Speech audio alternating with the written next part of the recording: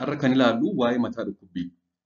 Waggaa tokko keessatti yoo xiqqaate nama lama keessaa namni tokko mataa dhukkubbii numa qabaata.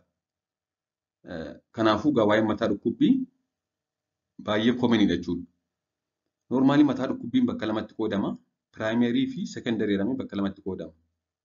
Inni tokkoffaan yookaan kan piraayimerii hedeek jedhamu kun dhukkuba biraa waliin osoo waliin qabatiin ofuma isaa of danda'ee yoo mataan nama dhukkubudha.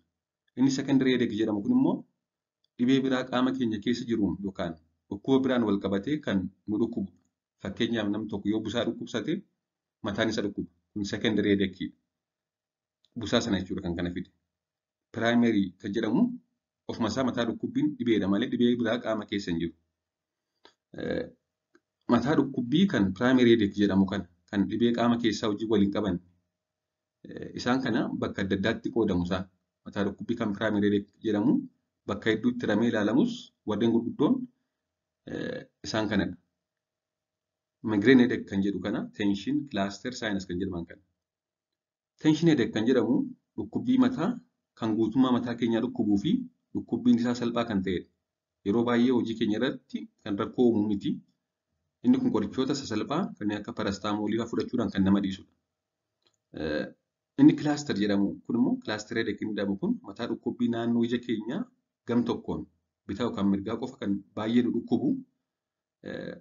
Gama dhukkubuu sanaan immoo dhukkubbiin isaa baay'ee cimaa ta'uun kan ka'e ija keenya keessaa imimmaan akka bishaanii kan dhangala'u akkasumas dhukkubbiin isaa hundaa ol kan ta'edha. Saayinasii hedeek kan jedhamu dhukkubbiin mataa yoo dhibee saayinasiitiin ka'e infekshinii saayinasii yoo godhanne kan dhufudha. Migraine hedeekii kan jedhamu kun kan amma ilaalludha. Mee amma kan ilaallu migraine hedeekiin maadhaa? Furmaan isaa immoo maadha kan jedhu hanga dhumaatti na hordofaa. Inni migraine hedeek jedhamu kun egaa mataa dhukkubbii migraine jedhamu kun baay'ee hamaa fi kan hojii keenya guyyaa guyyaa irraa illee nu hambisuu danda'udha. Mataa dhukkubbiin isaa yeroo hedduu mataa gam tokkoon hiree kan nama dhukkubudha. Gam tokkoon mataa hiree nama dhukkubu. Mataa keessaa waan akka nama dhahatu throbbing headache kan ta'e namatti dhaga'ama. Mataa keessaa nama dhahata jechuudha. Akkasumas takkaa nama jalqabnaan namatti cimaa deema hanga sa'a muraasaatti. Yoo takkaa dhukkubuu nama eegalus yookaan yoo takkaa namatti ka'us sa'aatii muraasaa haga guyyaa sadiillee namarra turuu danda'a. Migrainiin mataa dhukkubbii baay'ee hamaa ta'edha. Kana kan nama hubachuu danda'u nama dhibee kana qabudha. Kan dhufee badudha migrainiin. Takkaa namni dhibee migrainii qabaannaan waan isatti kaachisu yoo isa mudate deebi'ee ka'uu danda'a. Migrainiin mataa dhukkubbii irratti dabalataan mallattoolee kanneen akka balaqqamsiisuu, nyaata jibbisiisuu fi ijaan ifa ilaalluullee dadhabuu qaba yeroo isaanitti ka'u. Baay'ee mataa isaan dhukkubaa, mataa isaanii gam tokkoon akkasumas balaqqamuu danda'u, nyaata diduu danda'u, ijaan ifa ilaaluu jibbuu, sagalee jibbuu. Yeroo tokko immoo dhukkubbiin kun akka isaanitti dhufu beeku namoonni kana qaban. Namoonni kanaan migrainii qaban dhukkubbiin kun akka isaan jalqabuuf jedhe beeku. Akkamitti beeku yoo jenne mallattoowwan tokko argu. Fakkeenyaaf iji isaanitti balaqqeessaa sarara zigzaagii fakkaatu ija isaaniitti mul'ata. Akkasumas haasa'uu dadhabuu, ifa ilaaluu dadhabuu yeroo akkasii akka isaanitti ka'aa jiru ni beeku jechuudha. Dhukkubbiin migrainii kun amala maatiidhaan deemuu qaba. Namni ta'e takka dhibee migrainii godhannaan akka deebi'ee isaanitti ka'u kanneen taasisan tokkoffaan garmalee yaadda'uu fi muddamuu. Dhiphina garmalee yoo waan yaaddaan yoo waan muddaman isaanitti ka'uu danda'a. Dhugaatii alkoolii yoo beela'an yoo dheebotan isaanitti ka'uu danda'a. Kana malees baay'ee rafuu yookaan hirriba dhabuu marsaa dhaguun yeroo dhufu isaanitti ka'uu danda'a. Keessumaa dubartoota biratti baay'ata migrainiin kun dhiirarra. Akkasumas sagalee garmalee ol ka'aa ta'e isaan jeeqoo dhaga'an isaanitti ka'uu danda'a. Ifa cimaa ilaaluu akkasumas waan foolii badaa qabu yoo gara funyaan isaaniitti dhufe isaanitti ka'uu danda'a jechuudha. Gara furmaataatti dhufne namoonni mataa dhukkubbii migrainii qaban yeroo migrainiin isaanitti ka'u kan gochuu qaban kan jalqabaa hojii dhiisanii gara daree ifa hin qabne dark room kan ta'e ruumii kan sagaleen keessa hin baay'anne kan ifa hin qabne kan bakka jeequmsi hin jirre deemanii boqochuu yookaan rafuu qabu. Akkasumas cabbii fooxaa xiqqoo yookaan uffata xiqqoodhaan marree daqiiqaa 15f adda keenya yookaan morma keenyatti qabu. Akkasumas immoo miila keenyaan bishaan ho'aa ta'e keessa kaa'uu, bishaan ho'isnee miila keenya achi keessa keenyee taa'uu, akkasumas osoo hin baay'isiin buna dhuguu yeroo kun isaanitti ka'u. Keessumaa dhukkubbii mataa kan hir'isu parastaamoolii liqimsanii sanarratti buna siinii tokko lama dhugan mataan dhukkubbii kun baay'ee isaanirraa wayyaa. Haa ta'u malee buna baay'isuun isaanitti kaasuu danda'a. Ofitti baay'isuu hin qaban.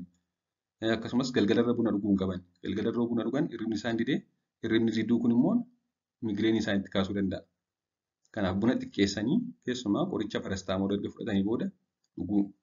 Akkasumas dawaa dhukkubbii hir'isan kanneen akka parastaamoolii fa'aa liqimsuu. Bishaan gahaa ta'e dhuguu. Kana gochuudhaan hedduun isaa muraasa booddee isaan dhiisa. Keessumaa kutaa sagalee hin qabne, kutaa ifni keessa hin jirre, dark room kan ta'e seenanii yoo takkaa rafanii ka'an isaan dhiisuu danda'a.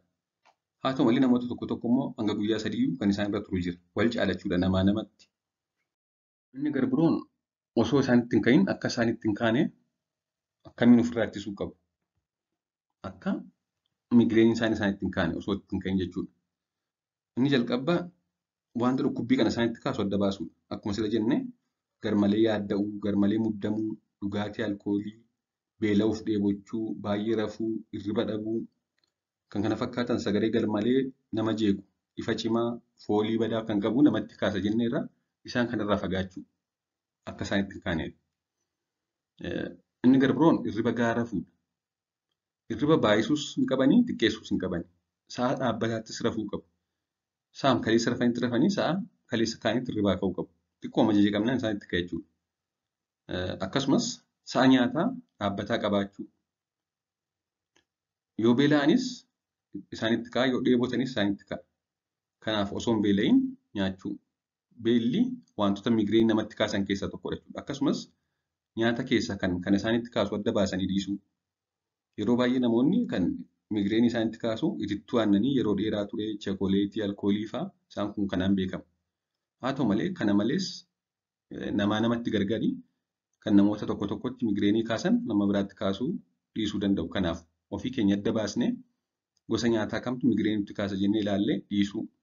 Kana malees immoo sochii qaamaa taasisuu, exercise gochuu jechuudha. Akkuma amma jennee dhiphina sammuu haga danda'ame hir'isuu.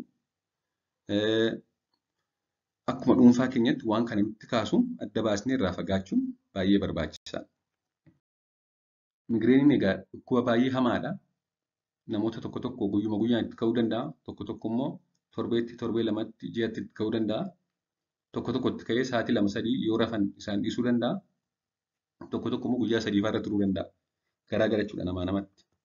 Kanaaf egaa jireenya keenya guyyaa irratti kan dhiibbaa uumu yoo ta'e, hojii keenya hojjennee kan jiraachuu dadhabne sababa dhukkubbii mataa ta'e, akkasumas kanneen armaan olii goonee yoo furmaata hin arganne mana yaalaa deemuudhaan ogeessa fayyaa mariisnee dawaa kanaaf kennamu fudhachuudhaan kanarraa boqonnaa argachuun barbaachisaadha. Waan dhaggeeffattaniif galatoomaa, turtii gaarii.